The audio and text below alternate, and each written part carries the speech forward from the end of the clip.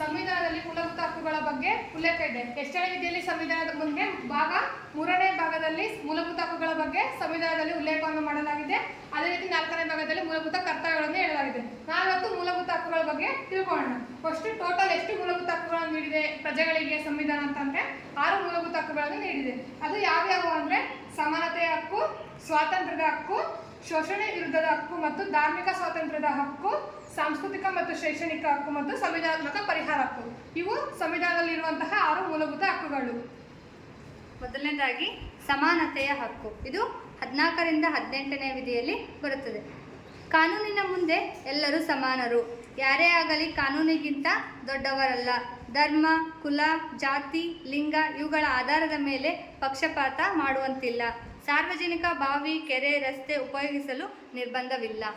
ಸ್ವಾತಂತ್ರ್ಯದ ಹಕ್ಕು. ಇದು 2ನೇ ಹಕ್ಕು. ಇದು 19ರಿಂದ 22ನೇ ವಿಧಿಯಲ್ಲಿ ಬರ್ತದೆ.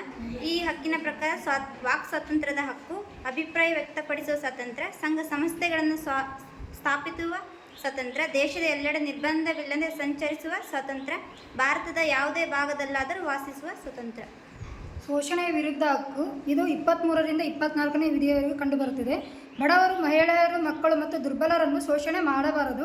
14 ವರ್ಷದ ಒಳಗಿರುವ ಮಕ್ಕಳನ್ನು ಗಣಿಗಾರಿಕೆ, ಬೀಡಿ ತಯಾರಿಕೆಯಂತಹ ಅಪಾಯಕಾರಿ ಕೆಲಸಗಳಲ್ಲಿ ದುಡಿಸಿಕೊಳ್ಳುವಂತಿಲ್ಲ. ಧಾರ್ಮಿಕ ಸ್ವಾತಂತ್ರ್ಯದ ಹಕ್ಕು. ಇದು 25ರಿಂದ 28ನೇ ವಿಧಿ. ಪ್ರತಿಯೊಬ್ಬ ನಾಗರಿಕನು ತನಗೆ ಬೇಕಾದ ಧರ್ಮ ಪಾಲಿಸುವ ಹಕ್ಕನ್ನು ಹೊಂದಿದ್ದಾನೆ. ಮತ ಧರ್ಮವನ್ನು ಆಚರಿಸುವ ಹಕ್ಕು ಎಲ್ಲರಿಗೂ ಇದೆ ಎಂದು ಬಲಾತ್ಕಾರ, ಮೋಸ ಮತ್ತು ಬಲವಂತದ ಮೂಲಕ ಮತಾಂತರ ಮಾಡಬಾರದು ಎಂದು ಸಂವಿಧಾನದಲ್ಲಿ ಹೇಳಲಾಗಿದೆ.